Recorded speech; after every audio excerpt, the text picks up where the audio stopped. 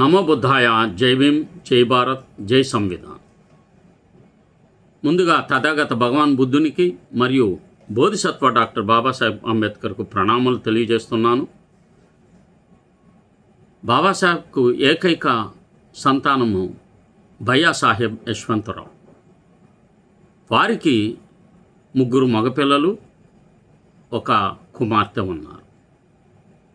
వారిలో 3వ వారు ఆదరణీయులు ఆనందరాజు అంబేద్కర్. ఈరోజు వారి ప్రసంగాన్ని నేను ఒక వీడియోలో పొందుపరిచాను. దయచేసి ఆ యొక్క వీడియోను మీరందరూ తెలుగు స్క్రోలింగ్ కూడా ఇచ్చాను, చూడవలసిందిగా విజ్ఞప్తి చేస్తున్నాను. ఈ మహారాష్ట్ర ప్రజల ఆరాధ్య దైవం ఛత్రపతి శివాజీ మహారాజ్, అలాగే సామాజిక విప్లవ జ్యోతిని వెలిగించిన మహానేత క్రాంతిబా జ్యోతిరావు పూలే, ఈ దేశంలో మొదటిసారిగా రిజర్వేషన్లు అమలు చేసిన రిజర్వేషన్ల పితామహుడు ఛత్రపతి సాహు మహారాజ్, అలాగే మీకే కాదు నాకే కాదు ఈ దేశంలోని ప్రతి మనిషి జీవితాన్ని మార్చిన మహామానవుడు, విశ్వరత్న, ప్రపంచ జ్ఞానానికి ప్రతీకగా గుర్తించిన పరమ పూజ్య బోధిసత్వ డాక్టర్ బాబాసాహెబ్ అంబేద్కర్ గారి చిత్రపటానికి, వారి ఆలోచనలకు వందనం చేస్తున్నాను.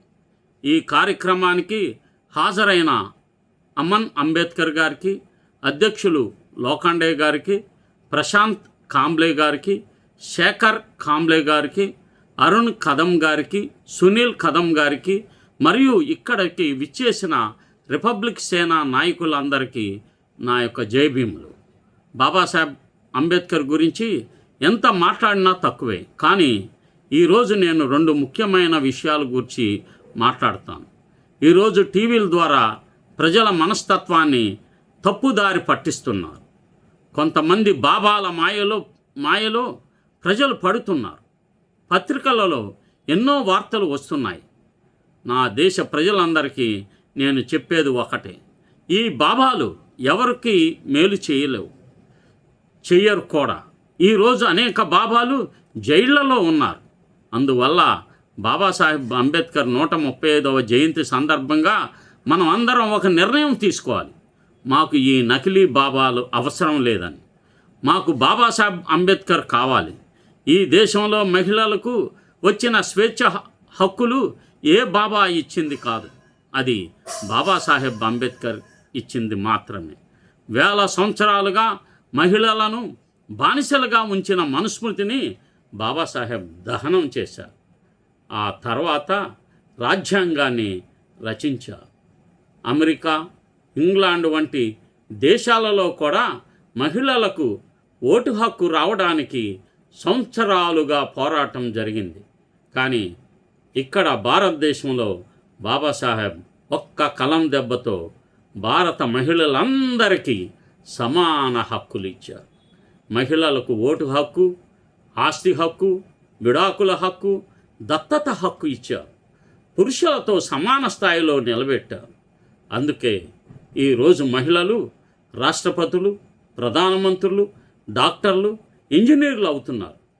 ఇది అంతా బాబాసాహెబ్ వల్లే సాధ్యమైంది.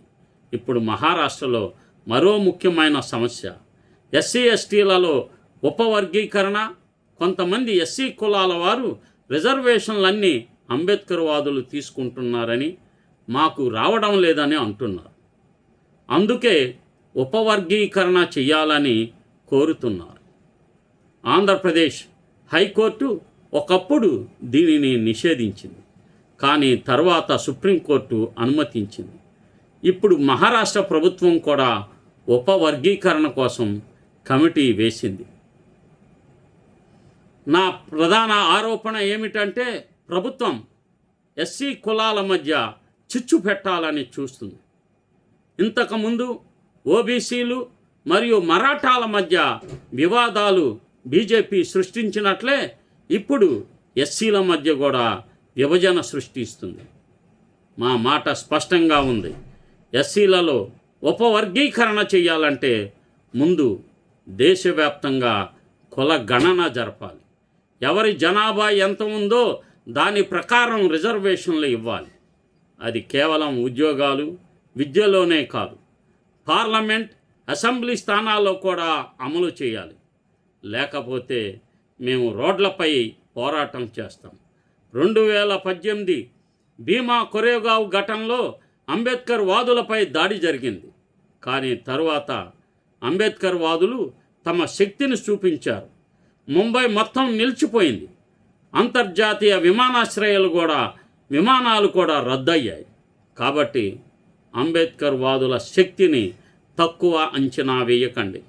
ఈరోజు అంబేద్కర్ వాదులు విద్యలో అన్ని రంగాల్లో అభివృద్ధి సాధిస్తున్నారు. బాబాసాహెబ్ జయంతిని ఆనందంగా జరుపుకుంటున్నారు. అందువల్ల వారి ఆనందాన్ని చెడగొట్టాలని నాకు లేదు. అందుకే ఇక్కడతో నా ప్రసంగాన్ని ముగిస్తున్నాను. బాబాసాహెబ్ అంబేద్కర్ 135వ జయంతి సందర్భంగా మీ అందరికీ హృదయపూర్వక శుభాకాంక్షలు, ధన్యవాదాలు చెప్తున్నామని వారు ప్రసంగం చేశారు. ఆ యొక్క మరాఠీ ప్రసంగాన్ని మీరు వింటారని చెప్పి భావిస్తున్నాను. ఆ లింక్ ఇస్తాను, దయచేసి గమనించండి. నమో బుద్ధాయ, జై భీమ్. ఈ యొక్క బహుజన యుద్ధవేరు యూట్యూబ్ ఛానల్ను సబ్స్క్రైబ్ చేయండి, షేర్ చేయండి, అందరికీ తెలియజేస్తారని చెప్పి విజ్ఞప్తి చేస్తున్నాను.